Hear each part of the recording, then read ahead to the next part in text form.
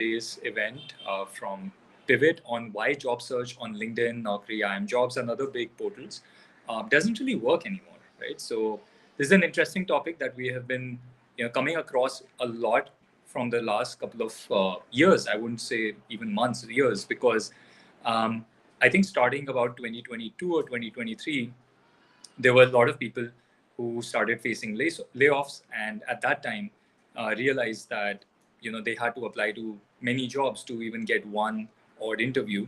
And when they started looking for jobs on these portals, um, many of them started to face issues that they had not come across before. So what we will do is firstly give a little bit of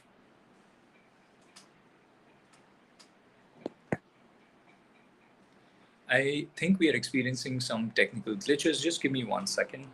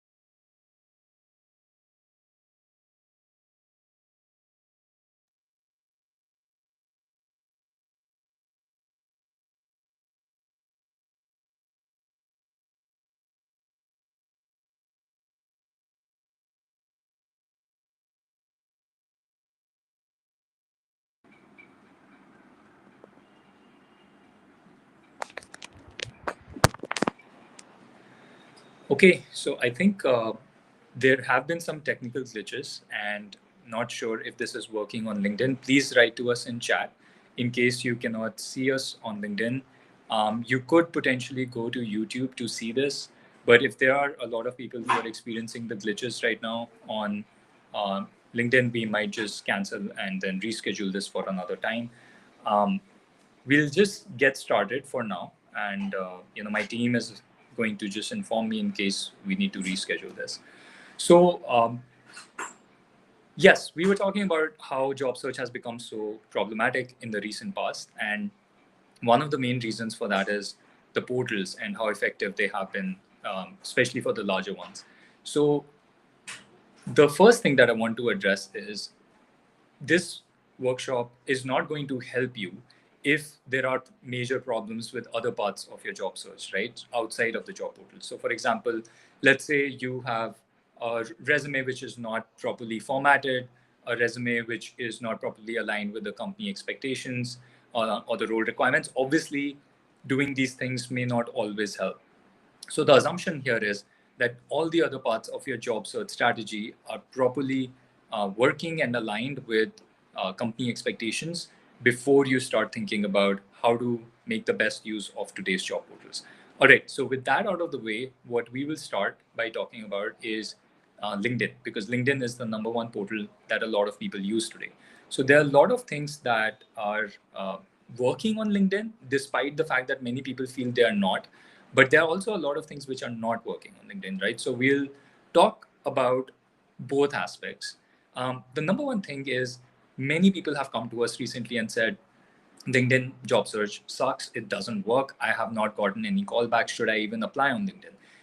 The short answer to that is yes, 100% keep applying to jobs on LinkedIn, because we know a lot of people who are landing jobs on LinkedIn.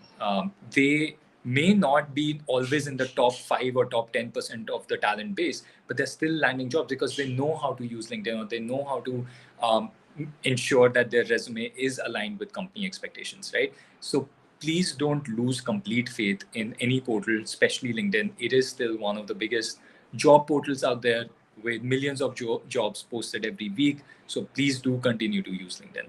Now, what are the major issues with LinkedIn? I think the first and foremost, everybody knows about this, but nobody has really cracked it, is should you be applying using the easy apply button? Now, what's the problem with that? The problem is easy apply button has allowed millions of professionals to apply for any job with just a single click of a button, right? You don't have to do anything except just click that button and upload your resume at most. And that's it. So it is a 5-second job. Anybody can do it. Anybody who has a resume or even a blank document can do it, right? So you just want to make sure that if it's the application requirement for you to do easy apply, sure, you should do that and use the button to do the single click apply for jobs. But know that that is not always going to work in your favor, because if everybody can apply for a job that way, there are always going to be hundreds of people who are applying to easy apply jobs, right? Typically, we have seen in the recent past, this number has increased from about 100 average job applicants for each opening to about 300, 400, even sometimes up to 700, 800 job applicants for each opening, right? So you want to make sure you understand this nuance, because earlier, if you had 1 out of 100, 1 out of 150 probability, today you have 1 out of 700, 1 out of 800 probability. So that's a much lower chance of getting a call back from recruiters and hiring managers compared to what it used to be a couple of years ago. So what do you do to tackle this phenomenon? Number one is, don't think once you have applied using easy apply that your job is done, that you have applied to your best manner possible and there's nothing else that you can do. No, you can absolutely do something to improve your chances still, right? One of the main things that you need to do is ensure that you're reaching out to at least 2 to 3 people who are working at these companies where you're applying. So let's say you've applied on LinkedIn using easy apply. Great, that's fine. There's no issue with that. But the issue comes when people think, I don't have to do anything else. So find 2 people who are ideally working in the type of roles that you're targeting. So let's say you're a product manager. You've applied to a product manager role at Zomato. Now, find 2 or 3 other product managers, ideally at the same or a higher level, working at Zomato. Reach out to them. If they are not part of your network, connect with them. It's okay that you have to wait a little bit to get the response back, but do connect with them and then try to send them a customized note regarding 2 things: why you think you are a good fit for that specific role. And you will really have to dig deep. It can't be high level that I have done product management at Swiggy, hence I am going to be a good product manager at Zomato. You'll have to dig deeper, understand what are the most important requirements of that role. Is it, for example, are they looking for an AI product manager? Are they looking for a growth product manager? What are the day-to-day tasks they are going to need for you to do? And how good do you think you can be based on your prior experience, your skills? Talk about that in your resume, right? That's the most important, but also talk about it in these customized notes that you're sending to the people at your target company. The other thing you need to talk about in these customized notes when you're sending is some deep insight with regard to the company or the industry which cannot be attained just by doing a high level Google or a GPT search, right? That is not, again, a great point of differentiation if you're just doing something which will take very less time. See, basic rule is anything that takes less time and effort, there's higher competition. Anything that takes more time and effort has less competition. So easy apply takes less time and effort, has more competition. If you send a customized note which includes details around why you are the best person for this role, it includes some key insights about that company, developments or the industry trends, something which nobody else, very few people, maybe only the company insiders would know about. Um, Try to find those kind of insights. For example, when Zomato recently came out with District, it must have worked on District's product for maybe at least few months, if not years, right? So think about how you can identify those kind of behind the scenes insights, understand what they are trying to really do at the company in terms of larger vision and the company goals, and figure out a way how you connect the dots between your profile and the company's goals, right? That is one of the most effective tactics that we have seen at Pivot over the last couple of years. Now, the easy apply button everybody knows about, right? The other thing is when there's easy apply, there are a lot of applicants. So it becomes harder and harder to stand out from the crowd. And for that, the customized notes, the outreach, networking, all of this works really well. One point of caution, a lot of people we know, and I'm sure you may also know, when they reach out to others on LinkedIn or through emails for networking purposes, they don't send customized notes. Typically, they send one or two lines saying, "Hey, I'm in the job market and I'm really finding it hard to land a job. Can you please help me? Can you please refer me? Can you please review my resume?" Please don't do that. That's the number one rule of networking is if you're reaching out to some stranger who doesn't really know you, or even an acquaintance who might have heard of you but doesn't really know you that well, they don't really have a skin in the game to spend half an hour trying to figure out what type of roles you are targeting, what type of companies you are targeting, and then help you. So make their lives easier when you're reaching out by pointing out all the things that you need help with, right? So if you are targeting a specific role, mention that. If you're targeting specific type of companies apart from the company of that person that you're reaching out to, mention that. Make it as simple and easy for them to have all the information in a very concise manner when you're sending out these notes, right? That's point one. The second thing is on LinkedIn, people don't really use filters on the job portal for LinkedIn to their advantage. Let me take an example.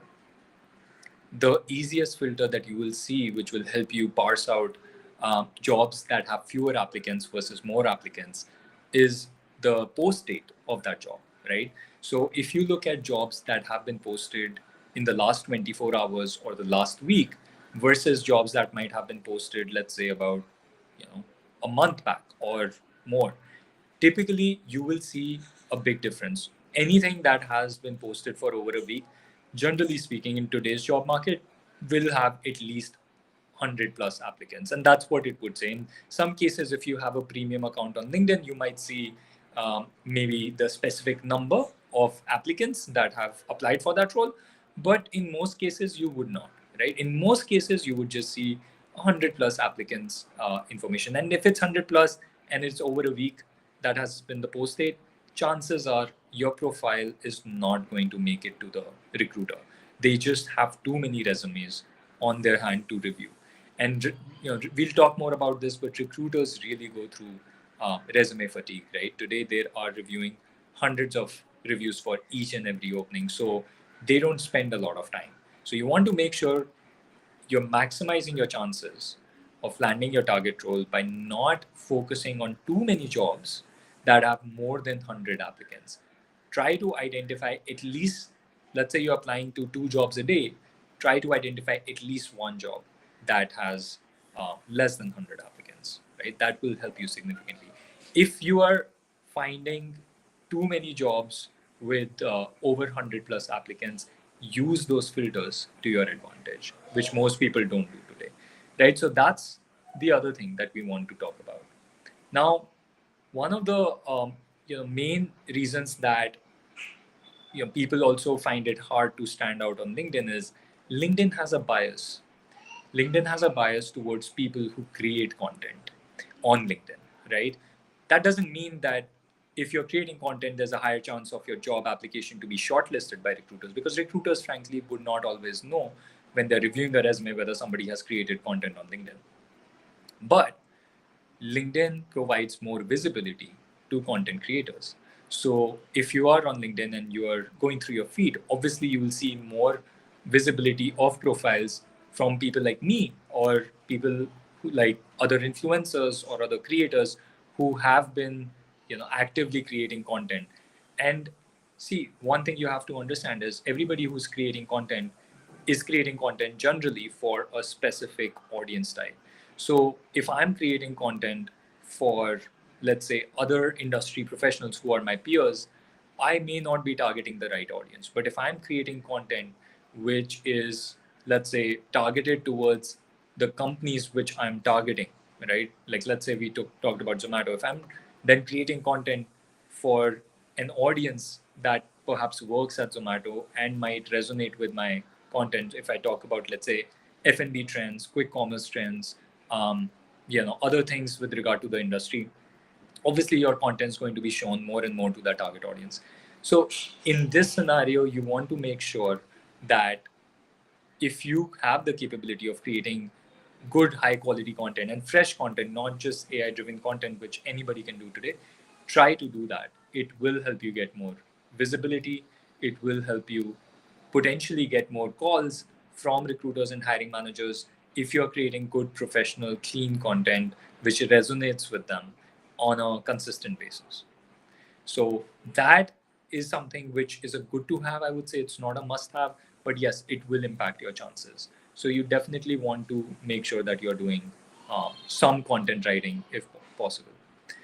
Now, the other thing with regard to LinkedIn and other portals today is the hidden job market. This has been frequently talked about by a lot of career coaches recently, that many of the jobs that are not posted online also are being hired for. So you are missing out a lot of opportunities because you're not targeting this hidden job market. You are just targeting the seen job market, that is the openings on these portals. So how do you navigate this hidden job market? How do you identify opportunities if they are not even posted? Again, the answer comes back to reaching out to the right people at those companies where you think you have a good fit, right? So I would say there's probably an exaggeration of how big the hidden market is from most coaches because it helps them drive their business. But I would say that at least 20% of the total jobs that are out there are not actually posted on portals. They are filled through networking and referrals, at least 20%. The more senior you are in your career, the higher the chances that there's a bigger hidden job market. The more junior you are, the lower the chances. But on average, we see 20 to 25%. So now what do you do with this hidden job market? One, outreach. I've already discussed that in detail. So if you want, you can go back to the video and look at that part again, where we talk about how to reach out to people in a customized way and make sure you're getting good responses. But apart from that, you also have other ways to identify the hidden job market.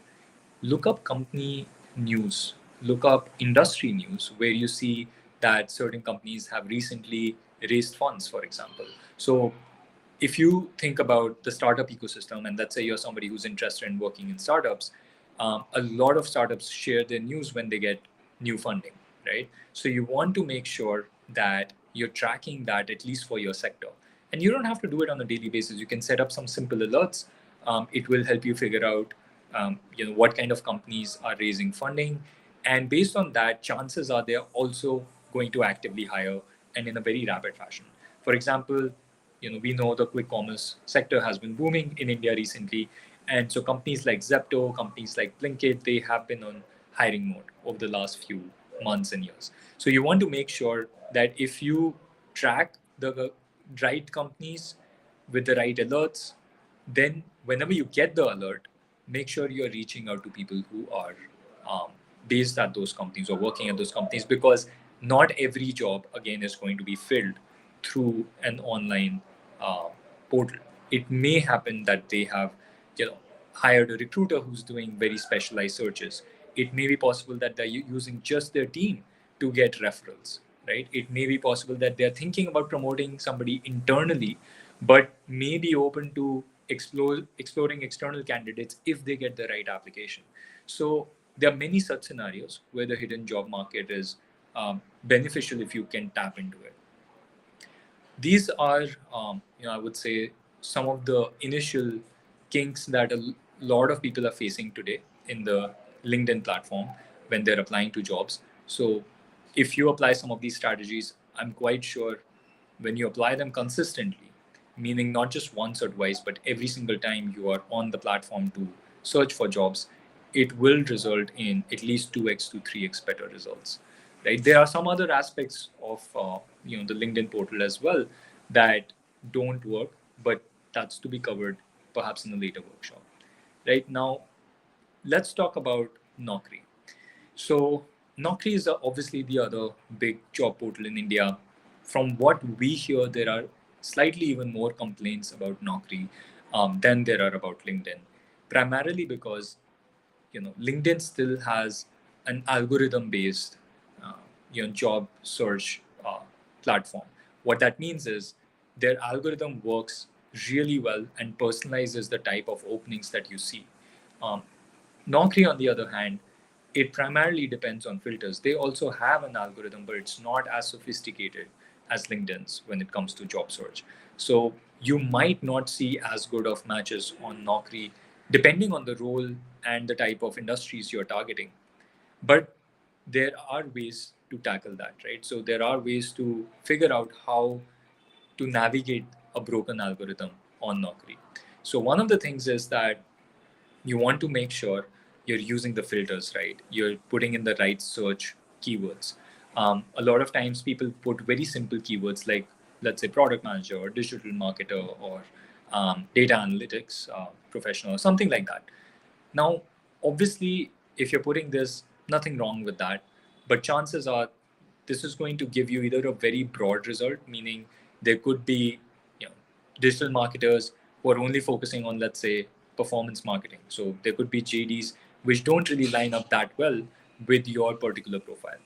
And a broad search will always yield broad results. You will have to really go deep, scout through multiple openings to find even a few that really are relevant for you, right? So this can be a waste of time and effort. You can do a more targeted search on Naukri by giving Boolean commands. Boolean commands are one of the most effective and least utilized commands during job search. What Boolean command is, or Boolean search is, um, let's say you're targeting product manager role within quick commerce or within AI deep tech or those kind of companies. So just put the word and in capital between product manager and your industry that you're targeting. So type out something like product manager and quick commerce, product manager and AI, product manager and fintech. So these are the type of searches. The more specific you make it, the better your results are going to be, and you'll have to spend less time finding the right opportunities on Naukri, right? We've already discussed a little bit about how to use filters more effectively during the LinkedIn section. So if you would like, you can go back to that and listen to how you can apply better filters even on Naukri. Some of the same things with regard to post date, with regard to how many applicants might be there. If you have a premium account, then you can see those kind of things, right? So yeah, these are some of the things that you can do. The other thing you can do on Naukri is, you can upload your resume, and generally what we have seen in Naukri, that people who provide most updated resumes and continue to update their resume that they have already put in Naukri, they get a slightly more advantage over people who have not put in updated resumes. So for example, let's say you're just starting your search, you have put in your initial resume, which was updated, let's say, about a month ago, versus another person who has also just initiated the search, but they make sure that their resume was created, as late as possible when they were starting the search, and they upload that. Chances are based on the the reader of that particular tool of, let's say, Naukri, they're going to identify when uh, when the resume was updated, and they will be able to push more profiles of people who have uh, recently uploaded their resume rather than the ones who have put in very dated ones. So you just want to make sure that you're putting in as updated resumes as possible. The other thing to do here is, let's say you've just started your search, you've put in the most recent resume. That's great. Now, after 2 weeks or 3 weeks of search, there is a chance that there are more candidates similar to your profile who have recently jumped into the job market, and they have put in even more updated resumes. So if there are ways for you to update your resume after 2 3 weeks, either based on, let's say, some new achievement, some new responsibility, some new course certification that you might have done, and obviously changing the date so that, again, the reading tool can identify that the resume has been updated, I think that can be very beneficial on Naukri. Um, the other thing that you want to do here in Naukri is, a lot of times people, and to be honest, this is true for LinkedIn as well, people end up going after volume of jobs rather than quality of jobs. So typically what we have seen with easy apply on LinkedIn and even on Naukri, where you are able to apply on the portal itself, sometimes people end up applying to, on average, somewhere between 5 to 10 jobs a day. Believe me when I say this, I recently came across a gentleman who told me he had applied to over 1,000 jobs over the last year. And on average, he was applying to maybe about 20 jobs a day. So obviously, if you're doing something like that, you're spending a huge amount of time on these portals and wasting majority of it. So rather than doing that, which means going after very high volume, thinking that's the only way to crack the job market, the better thing to do is not apply to more than, I would say, 3 to 4 jobs a day, but rather spend your time customizing your applications. So when you're applying on Naukri or on LinkedIn, make sure that you are customizing your resume to align it with the keywords, but more importantly, align it with the experience that you have, the achievements you have, that better speak to what requirements are pointed out in the JD.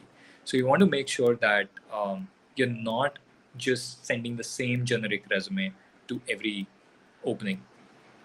We can talk more about the customization of application, but the main goal here is to target not more than 3 to 4 jobs a day and spend the time that you save customizing your resume. The other thing you can do is, anytime you save, with regard to not applying to more and more jobs, you can also do more networking. You can also improve your LinkedIn profile. So think about the other aspects of your job change rather than just thinking about applying to X number of jobs with the same exact strategy over and over. If you have applied to, let's say, over 50, 60 jobs and you have not heard back from any company positively, chances are there is something that's misaligned between your profile and the JD that you have targeted. And so you want to make sure that rather than continuing to apply to 100 more jobs, you first take a look into your profile, look into your networking strategy, look into your LinkedIn, and then make sure that those things are optimized as well before you apply to more jobs, right? The other thing that most people don't know, but most of these portals typically have an industry bias.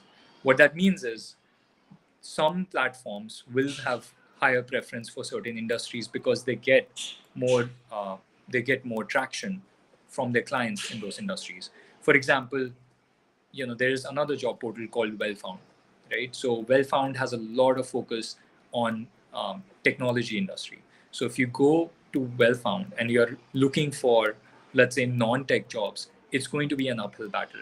So you want to make sure you're spending time on the right platforms for the right industry. LinkedIn and Naukri are the biggest ones. They do have very industry agnostic roles, meaning you can find jobs from different industries, but typically you will run into challenges for certain niche industries, right? So you want to make sure that you're not just focusing on the wrong role. Um, I'll just take a quick water break here. Give me 1 second and I'll be back.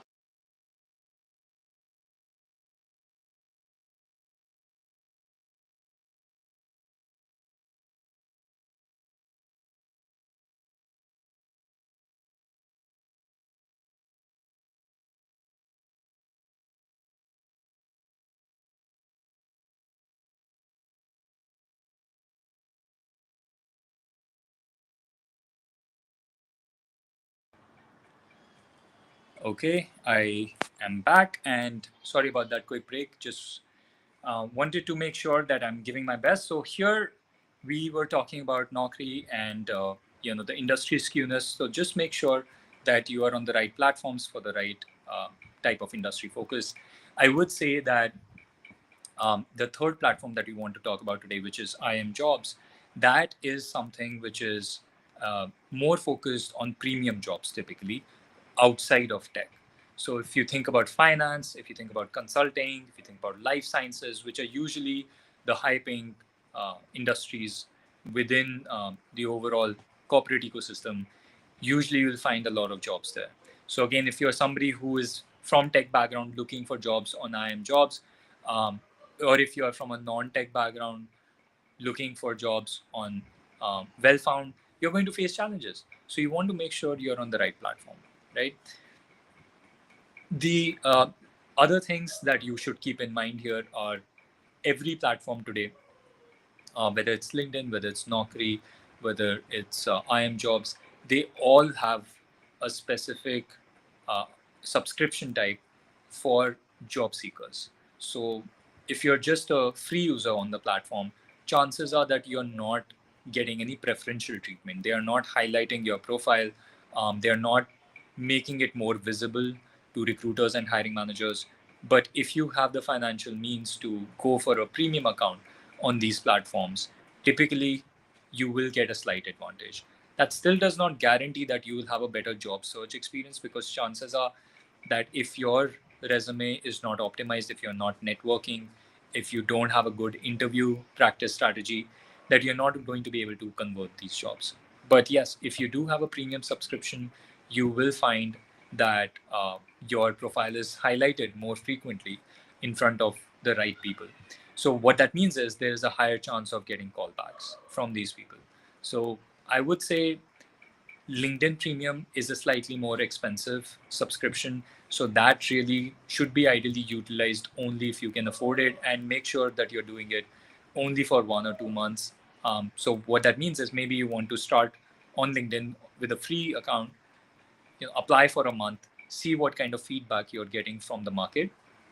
If you're not getting any feedback, that in itself is feedback, right? That means your resume is not aligned with the target role. So you know that something's not working. So you can work on those things before you sign up with the premium account.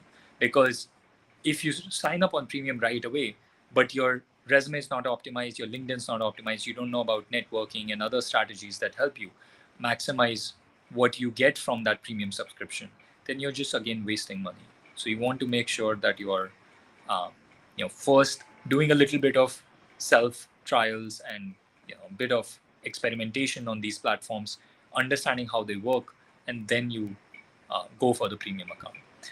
On Naukri, I don't know how many of you know, but they also have a premium account where what happens is they basically put your profile in front of more recruiters. Now, the only issue here is that when recruiters are looking at your profile, there's still a chance that they will see a lot of resumes. So you want to make sure that even if you have the premium account, all other aspects of your job application are optimized. Because let's say you have a premium account, but your resume does not have the right kind of skills, right kind of experiences and achievements, even if it gets in front of 10 recruiters, they might all end up rejecting, and you might again end up wasting your money, right? So you want to make sure that you're doing those things. Um, One of the last things that I want to talk about for all these portals today is, what kind of jobs you're applying to in terms of the quality of the job. So we have talked about the volume, we have not talked about the quality. Now, not every JD for every role is exactly the same. Yes, there is going to be a lot of overlap, but when you're applying to jobs on any of these portals that we have talked about today, whether it's LinkedIn, Naukri, or IIMJobs, you just want to make sure that the level of alignment between your profile and the JD that you're targeting, it doesn't have to be 100%, but you should read through it or use one of the uh, you know, tools out there that helps you assess the alignment between your profile and JD. There are many such tools. You just have to Google them. Um, for example, if you say something like uh, job math scoring tool, you will identify a lot of these. They will take a little bit of time and they're not always 100% perfect, but they will help you shortlist the roles which have better alignment with your profile. So you want to make sure that you're not just blindly applying to every single JD which says the title that you are targeting, right? So for example, again, if you're targeting a management consultant job, that doesn't mean you apply to any and every management consultant role out there. So you want to make sure that you're targeting jobs which have somewhere between, I would say, ideally 50% to 75%. It could be more than 75% as well, absolutely. But typically, people have this bias that they only apply to jobs either if they have a very high relevance or they just don't care and they apply to any and every job. So if you're somebody who's already well aware of this and applying to the jobs which have the best alignment, you're doing great, right? This particular tip that I'm giving is for people, majority of job seekers out there who have very little focus on what kind of job match alignment they have with their profile. So for if you're one of those, just make sure that you are first understanding whether there is more than 50%, less than 50% job alignment with the JD. If there is, please go ahead. If there isn't, try to find other JDs that have a better match rate. Right? This will again help you a lot of help you save a lot of time and effort, so that you're not just applying to jobs which are, let's say, not going to ever give you a call back. That's pretty much it for today. Just to summarize what we have discussed, the key points is number one, make sure if you're using Easy Apply that you're also reaching out to people using customized note who work at those companies, right? Make sure that you're using the right filters in the most effective manner. For example, the job post date. Try to focus on roles which have been posted more recently rather than the ones that have been there for a very long time. Apart from that, you want to make sure that you are creating content perhaps at least 2-3 times a week on LinkedIn if you're trying to get more visibility in front of hiring managers at your target companies, right? For Naukri, you want to make sure that you have uploaded your most recent resume. Make sure that you are subscribing to the premium subscription if you really think you can afford it. If you can't, that's absolutely okay. Um, but make sure everything else on your job application is optimized before you sign up for that premium account. Understand the industry bias that each platform has. For example, we know that Wellfound is more tech oriented. We know IIMJobs is more oriented towards corporate premium roles like management consulting and BFSI. So make sure that you're on the right platform for your target job, target industry. Um, Apart from that, just make sure that the quality of jobs that you're applying to has a high alignment with your profile. So the JD and your prior experience should have at least 50+% match before you actually make the decision to apply. I hope these things that we have discussed today were helpful to you. I would love to hear in the comment section on the post whether this was helpful, whether there were any questions that we could have answered for you today apart from the main things discussed. We would definitely do another session and cover these in greater detail next time. Also, in case you don't know about what we do at Pivot, so Pivot is a career transition support platform where we provide very holistic and personalized support to every individual who's thinking about changing their jobs or even their domain or industry, or maybe trying to climb up the career ladder going from IC to manager or leadership roles. So if you are somebody who is thinking about their next career move, do check out Pivot. We can be found at www.mypivot.work. That's www.mypivot.work. And feel free to connect with me on LinkedIn if there is anything that we at Pivot can help you with. All right. Thank you, everybody, for joining today. And I hope you have a great rest of your evening. Thank you.